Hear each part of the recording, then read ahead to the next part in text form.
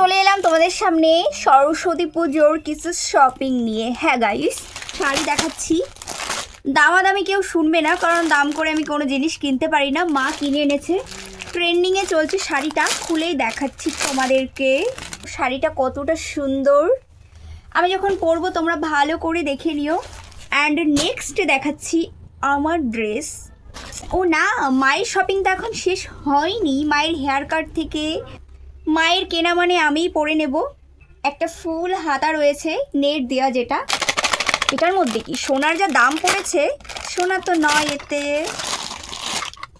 আউ গাইজ, মা চলে এসেছে। স্নান না করে তোমাদের সামনে আমি ভিডিও করছি এখন, কিছু করার নেই। তোমাদের জন্য তো এটুকু করতেই পারি, চিল। তো এই যে অনেক দিনের শখ ছিল মায়ের একটু ঢেউ খেলানো টাইপের পলা পড়বে। ডার্মা ট্রান্সলেট পাউডার, যেটা আমার কালকেই লাগবে। মেরুন কালার পছন্দ করে। আমার কালেকশনটা দেখাচ্ছি আমি গাইস। ড্রেস কিংবা কোনো প্যান্ট কিনতে গেলে সাইজ হয় না।